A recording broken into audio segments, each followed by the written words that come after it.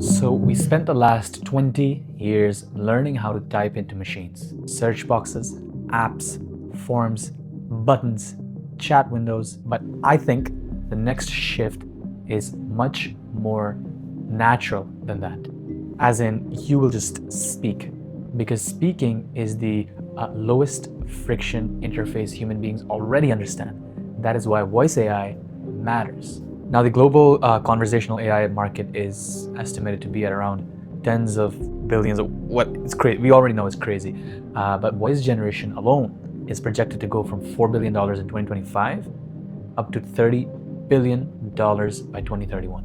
ElevenLabs, for example, the leader in the voice AI industry right now, was recently valued at $11 billion. Deepgram, for example, raised $130 million, if I'm not wrong, at a $1.3 billion valuation. I mean, these are not just side projects anymore. This is becoming infrastructure.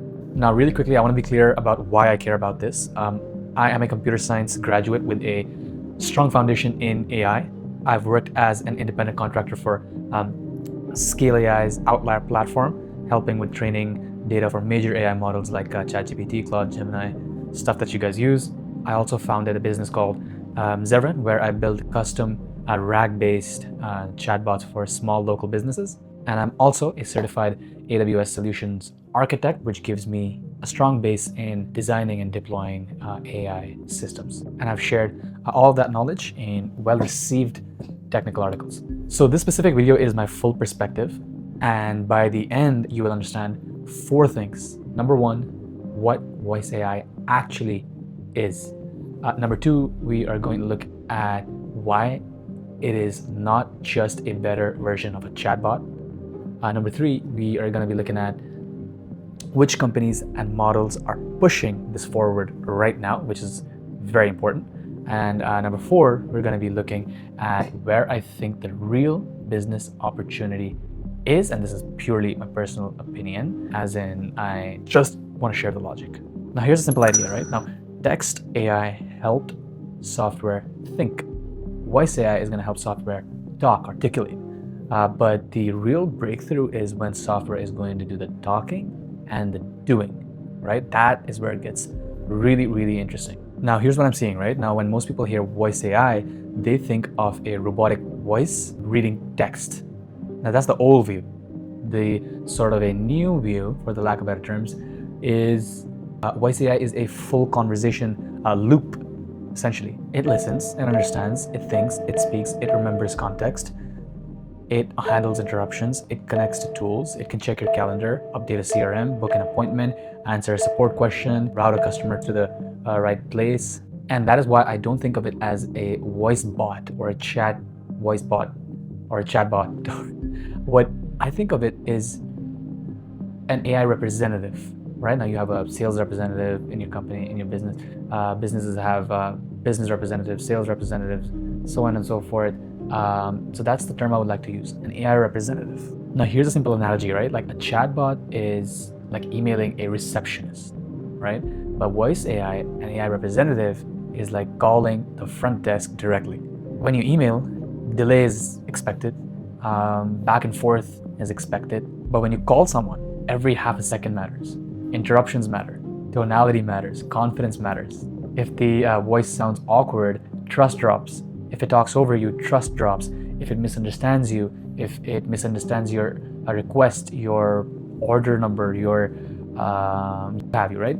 Trust drops. That is the hard part. Voice AI has to be fast, accurate, natural, emotional, and helpful at the same time. Now, a normal person doesn't care about whether the system uses speech-to-text or a large language model and a text-to-speech. They care about one thing. They care about being understood. Did it understand and solve my problem? That is the business test. Now, imagine, for example, in this industry, in the voice AI industry, for some reason, dental clinics are very popular. I mean, for whatever reason, I mean, I'm not sure. Maybe you guys know. If you do, please do let me know in the comments. But dental clinics seem to be adopting a voice AI infrastructure very, very rapidly. For example, someone calls in to the dental clinic after hours, right? hey, I want to reschedule my appointment. I think it was for Thursday, or I don't know, was it Wednesday? Also, the left side of my mouth is hurting really, really bad. Whatever, right? Now, a normal voice bot would probably go like, please repeat that. I did not understand. You know what I mean. But a useful AI representative, which is what I'm talking about, a voice AI representative would be like, hey, cool, no worries at all. Let's handle both of your requests. We can definitely look at the appointment first, and then we'll get you into the clinic about the pain in your mouth. That is the difference, right? Now, voice AI is about making machines sound more human and software feel more present. Now let's talk about the technology, right? Let's talk about the latest technology in this space as of June of 2026. OpenAI has been pushing hard into real-time audio. Its newer voice stack includes GPT Real-Time 2, GPT Real-Time Translate, and Whisper and whatnot. And this really matters because OpenAI is not just training voice as a speaker attached to a chatbot or a speaker attached to ChatGPT. It is building models that can reason, translate, and transcribe what a person is saying. Google, for example, has Gemini 3.1 Flash, which is built for low latency audio to audio. And the interesting part with Google and why I feel like they have the edge in this race is, of course, the ecosystem. Voice AI definitely becomes much, much more powerful when it's close to your everyday tools. And ElevenLabs is definitely still one of the most important names in voice quality. 11v3 is now generally available, and the company has been rapidly improving their expressive speech stability, number reading, symbols, and multilingual audio. Grok Voice, for example, is focused on tough real-world scenarios, background noise, emotion, interruptions, and accents. XAI also has Grok speech to text and text to speech APIs, and they are pushing speed, cost, and voice cloning. Then you have companies like Deepgram, Cartesia, Vapi, Retell, LiveKit, many emerging every couple of months.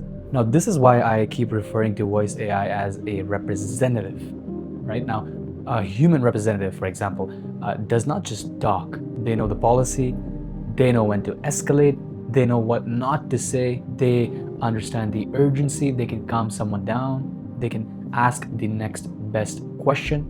A voice AI representative needs the same structure, not perfect intelligence, but useful judgment, if that kind of makes sense. Now, here's the honest part though. Voice AI is not solved yet.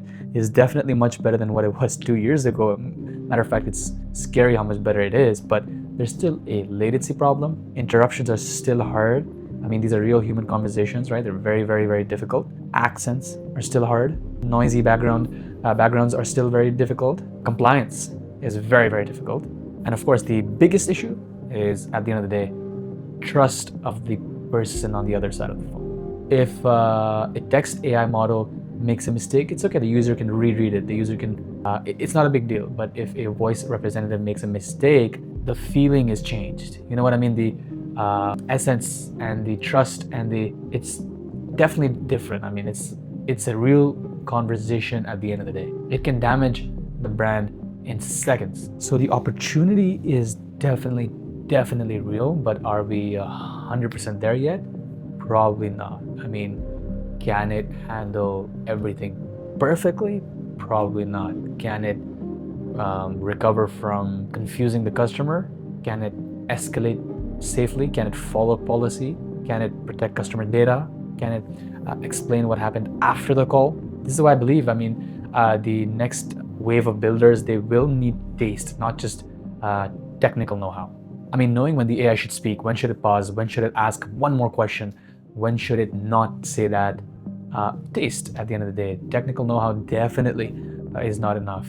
So the takeaway for businesses is this, right? It's pretty simple. Your voice AI representative is essentially going to be, for now, a junior employee, right? I mean, are you going to give all the keys to the junior employee? Probably not.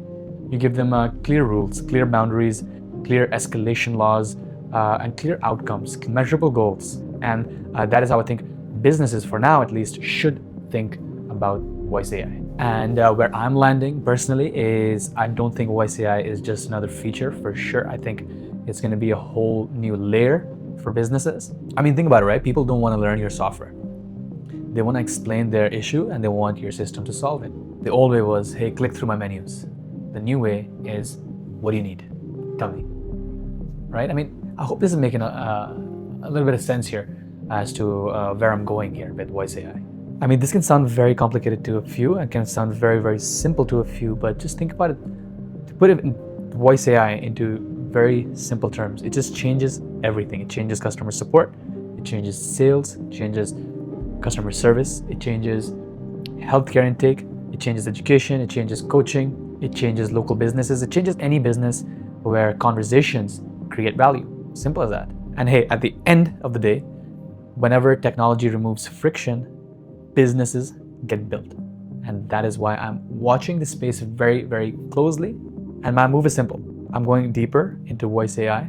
I'm studying the models, I'm studying the companies, I'm studying the business cases, and I'm trying to understand where the real moat is before it arrives. Now, if you are serious about building in AI, not just watching from the sidelines, then this is the journey I want to document. This is for people who want to identify the opportunity early, think clearly, and just start building. Because I mean, the future of AI may not start with a prompt box, it may start with a phone call. And when that happens, the big question will be, can AI talk?